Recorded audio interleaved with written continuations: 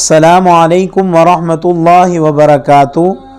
الضحیٰ media channel کو دیکھنے والے تمام احباب امید ہے کہ خیر و عافیت سے ہوں گے۔ اللہ تبارک و تعالی آپ سب کو سلامت رکھے، خوش رکھے۔ اللہ رب العزت آپ سب کی زندگیوں میں برکتیں عطا فرمائے اور اللہ تبارک و تعالی آپ سب کے دل کی مرادوں کو پورا فرمائے، آمین۔ ایک صحابی رسول صلی اللہ علیہ وسلم نے نبی کریم رؤوف الرحیم حضرت محمد الرسول اللہ خاتم النبیین صلی اللہ علیہ وسلم سے اپنی غربت کا ذکر کیا۔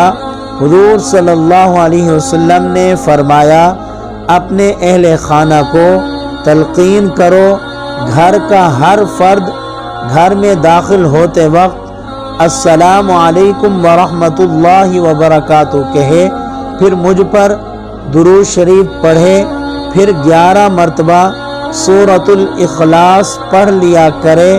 اس صحابی رسول صلی اللہ علیہ وسلم نے گھر جا کر اپنے اہل خانہ کو تلقین کر دی۔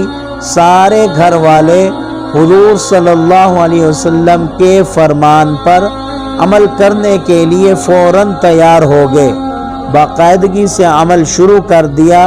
چند ماہ گزرے، وہ صحابی رسول پھر نبی کریم صلی اللہ علیہ وسلم سے ملے۔ اب ان کے چہرے پر خوشحالی کے آثار تھے۔ انہوں نے عرض کیا، یا رسول اللہ صلی اللہ علیہ وسلم، پہلے خیرات لینے والوں میں تھا، اب خیرات دینے والوں میں ہوں۔